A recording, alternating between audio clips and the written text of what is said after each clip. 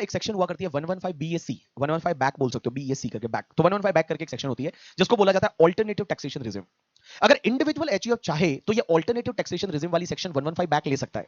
But अगर individual 115 back लेता है ना, तो 115 बैक में उसकी टैक्स रेट क्या होगी? 2.5 लाख तक कोई टैक्स नहीं लगेगा। मींस 2,50,000 है, वो 2,50,000 तक कोई भी टैक्स नहीं लगेगा। 2,50,000 से 5 लाख तक कितना? 5%। 5 लाख से 750 तक 10%। 750 से लेके और 10 लाख तक 15%। 10 लाख से लेके 1250 तक 20%। 1250 से लेके 15 लाख तक 25% और 15 लाख से ऊपर वाले पे 30%। अब एक बात बताओ, मतलब इसमें इसको ऐसे याद कैसे रखोगे? इनकम में 2.5 लाख ऐड करते जाइए और उधर आप 5% ऐड करिए। यहां 2.5 लाख ऐड करिए, उधर 5% ऐड करिए। बट एक चीज ध्यान रखना, 15 लाख के ऊपर वाले पे 30% है। 15 लाख के जितना ऊपर इनकम रहेगा वो 30% है। तो इधर 2.5 लाख ऐड करिए, इधर 5% ऐड करिए। सरचार्ज कैसे लगेगा वो डिपेंड्स करेगा टोटल इनकम पे। अब आपका हेल्थ एंड एजुकेशन से 4% ही लगेगा। स्पेशल रेट की जो इनकम होती है ना, वो स्पेशल रेट से टैक्सेबल होती है। जैसे लॉन्ग टर्म कैपिटल गेन 112 वाला है तो 10% से टैक्सेबल होगा in excess of the 1 lakh. Short term capital gain 111 वाला तो 111 15% में जाएगा करके, ठीक है। अगर मान लो दूसरा लॉन्ग टर्म कैपिटल गेन हो तो 20%, विनिंग का इनकम होता है तो 30%। एक पता है वो एक इनकम ऐसी होती है जैसे कैश क्रेडिट वगैरह, तो उस पे पता है सीधा टैक्सेबल 60% से हो जाता है और उसमें सरचार्ज भी 25% लगता है और हेल्थ एंड एजुकेशन से 4%, 78% उस पे टैक्स लगता है। वो स्पेशल रेट्स की इनकम स्पेशल रेट से जाएगी। अब एक बात बताओ, अगर कोई एसएससी ये 115 बीएससी ले लेता है, 115 बैक ये न्यू टैक्सेशन रिजिम वाली सेक्शन लेता है, तो आपको पता है उसको कुछ चीजें सरेंडर करनी पड़ती है, कुछ आहूतियां देनी पड़ेगी, कुछ जो चीजें हैं, कुछ डिडक्शन एग्जेम्पशन नहीं मिलेगा। अब क्या क्या नहीं मिलेगा वो मैं आपको समझाने जा रहा हूं, मैं रिपीट रिवाइज कराने जा रहा हूं, ध्यान देना। एक हेड वाइज में चलता हूं। सबसे पहले मैं सैलरी हेड की बात करूं तो आपको पता है सैलरी में सेक्शन 16 में 3 डिडक्शन होते हैं। एक तो आपका 50,000 का स्टैंडर्ड डिडक्शन, वो नहीं मिलेगा। दूसरा, अगर गवर्नमेंट एम्प्लॉय है तो एक एंटरटेनमेंट अलाउंस पे डिडक्शन मिलता है, वो नहीं मिलेगा। और तीसरा, तुम्हारे प्रोफेशनल टैक्स का जो डिडक्शन मिलता है, जितना प्रोफेशनल टैक्स पे करते हो उसका डिडक्शन मिलता है, वो नहीं मिलेगा। उसके बाद सैलरी में आपको पता है एचआरए की एक एग्जेम्पशन मिलती है 1013 ए में, वो एचआरए की एग्जेम्पशन आपको नहीं मिलेगी। एक पता है लीव ट्रेवल कंसेशन, अगर इकोनॉमिक क्लास से आप गए हो घूमने, उसमें वो पता है वो बच्चों वाला था कि पहली बार एक बच्चा हुआ फिर 2 हुए, तीनों चलेगा। बट पहली बार 2 हो गए तो रुक जाना करके, ठीक है, फिर उसमें 3 हुए तो 2 पे एग्जेम्पशन मिलेगा। तो जो लीव ट्रेवल कंसेशन का एग्जेम्पशन नहीं मिलेगा।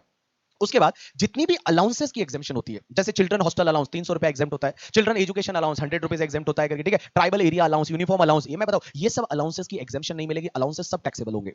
लेकिन मैं आपको बताऊं तो भी उसमें 4 एक्सेप्शन है। मींस अगर आप न्यू टैक्सेशन रिजिम लेते हो, नई सेक्शन लेते हो, नई स्लैब रेट लेते हो, तो भी आपको 4 अलाउंसेस की एग्जेम्पशन मिलेगी, जिसको आप याद रख सकते हैं डीटीडीसी नाम से।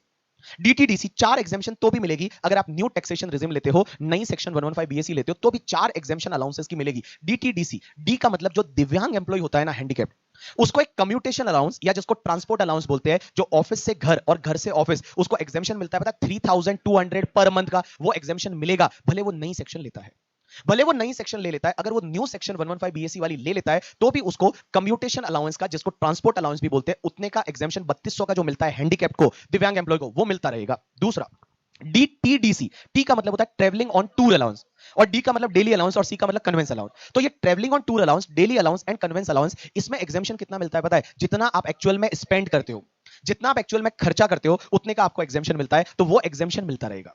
मींस आपको डीटीडीसी दिव्यांग एम्प्लॉय को कम्यूटेशन, उसके बाद सब एम्प्लॉय को travelling on tour allowance, convince allowance and daily allowance, उसके सामने जितनी एग्जेम्पशन मिलती है, जितना आप खर्चा करते हो, वो एग्जेम्पशन मिलेगी, भले आप 115 बीएससी ले रहे हो, भले आप 115 बैक ले रहे हो, तो भी वो एग्जेम्पशन मिलेगी। अब अपन बात करते हैं हाउस प्रॉपर्टी की।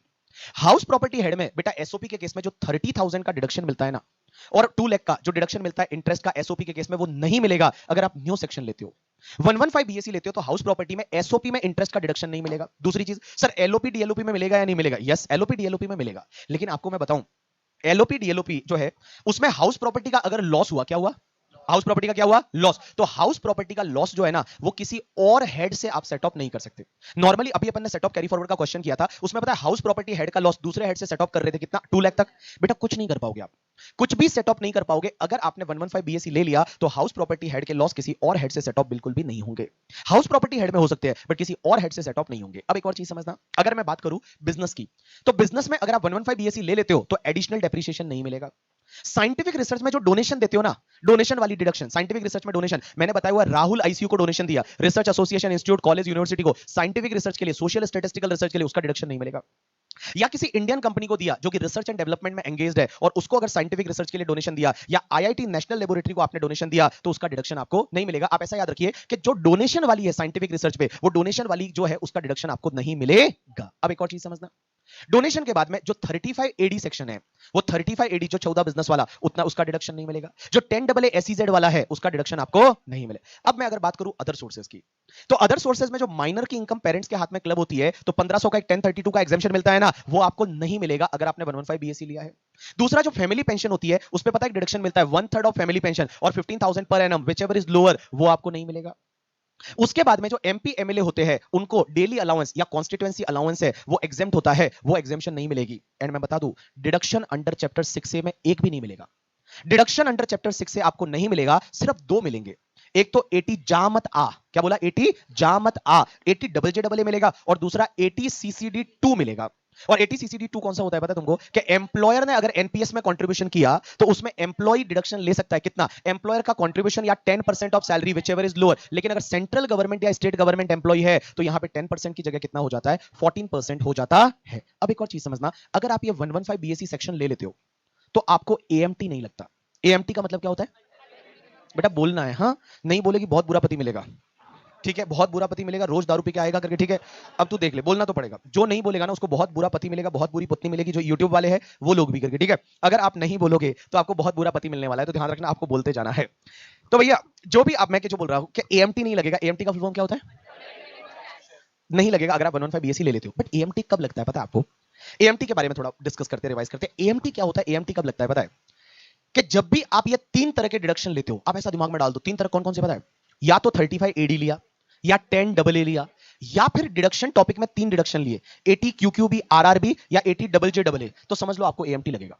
अगर ये तीन डिडक्शन लिए, कौन कौन से? एक तो 10 AA SEZ वाला, एक 35 AD स्पेसिफाइड बिजनेस वाला, या 80 QQB RRB या 80 JJAA लिया, तो आप समझ लीजिए आपको एएमटी लग रहा है। एएमटी में क्या करना रहता है पता है? एएमटी कैसे लगता है? पहले आप नॉर्मल इनकम निकाल दीजिए, नॉर्मल टैक्स निकालिए।